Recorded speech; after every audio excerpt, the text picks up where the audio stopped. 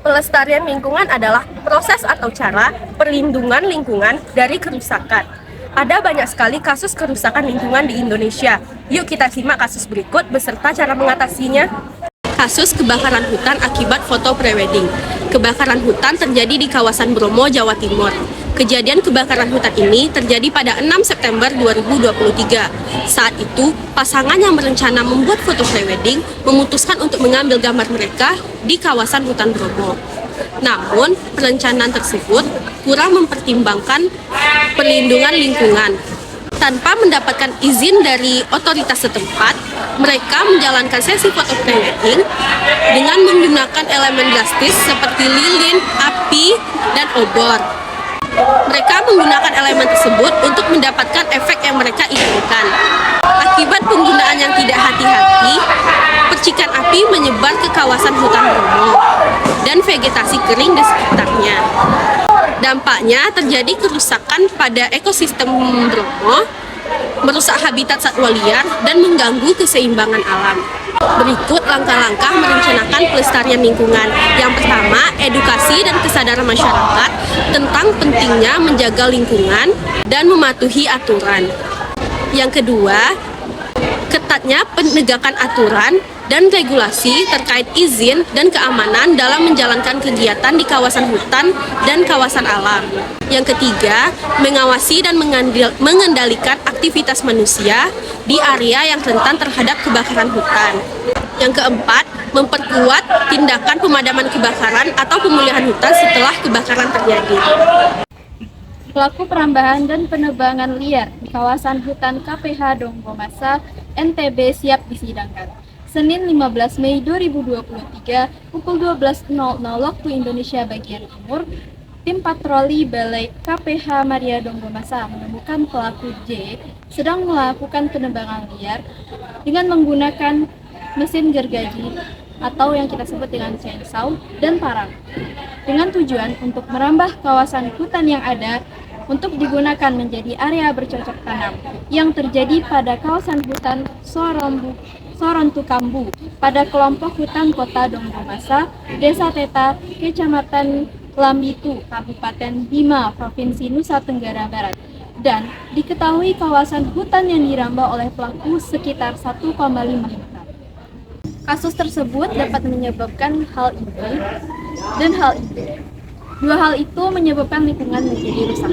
Oleh karena itu, ada beberapa langkah dalam merencanakan pelestarian lingkungan khususnya di kawasan hutan agar tidak terjadi hal tersebut lagi.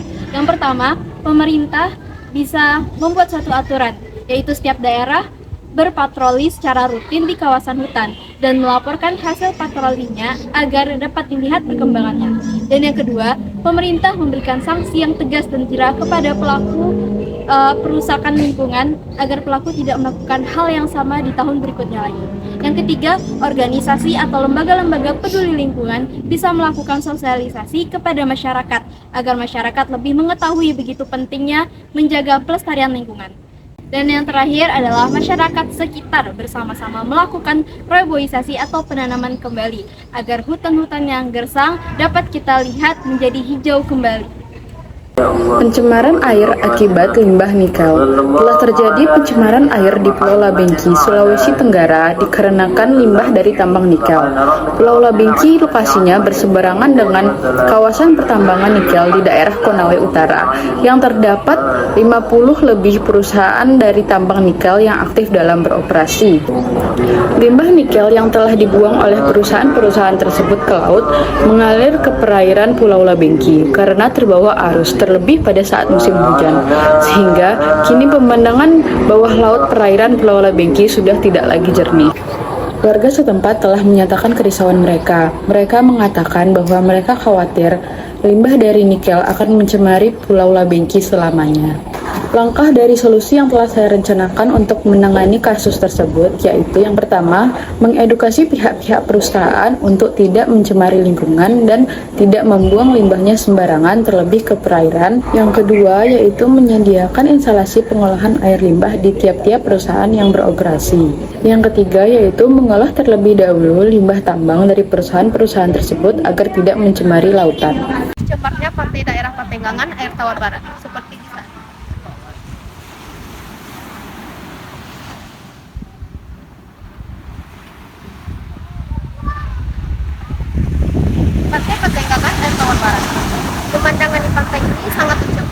sudah 1 tahun terakhir sampah di pantai ini terus bertambah.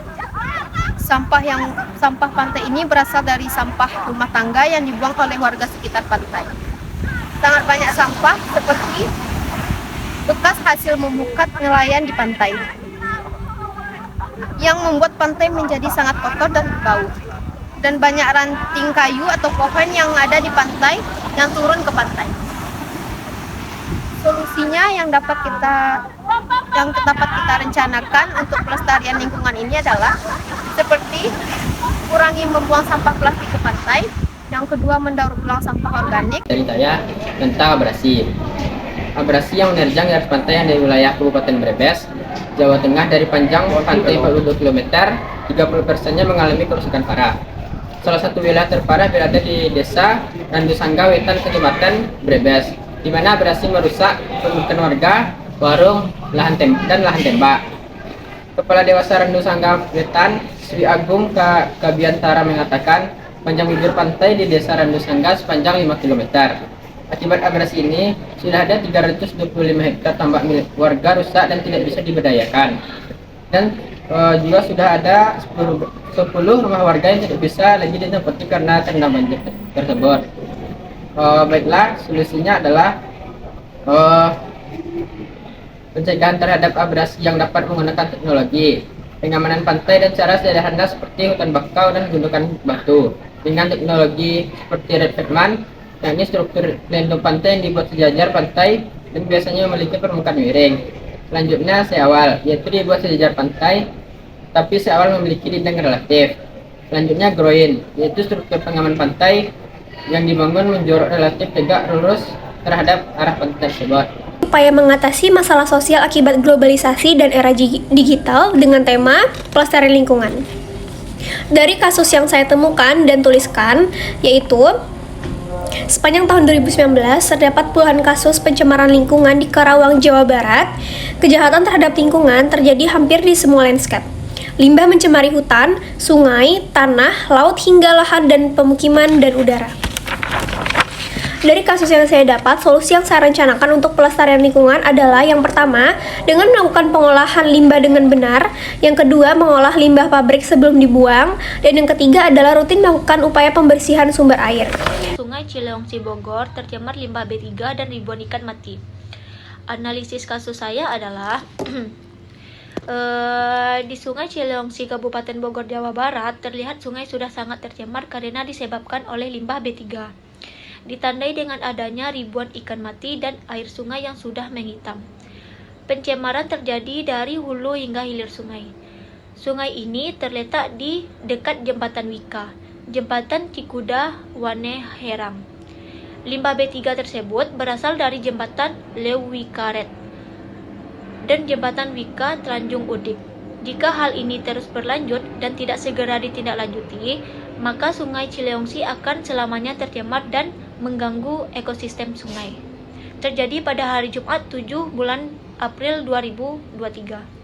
Solusi yang saya rencanakan untuk pelestarian lingkungan adalah jangan membuang limbah ke sungai, pastikan pembuangan limbah B3 dilakukan secara aman dan sesuai prosedur.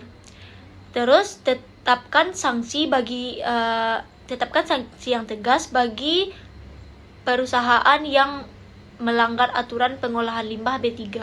Dan yang terakhir adalah edukasi kesadaran masyarakat tentang pentingnya menjaga lingkungan dan mematuhi aturan.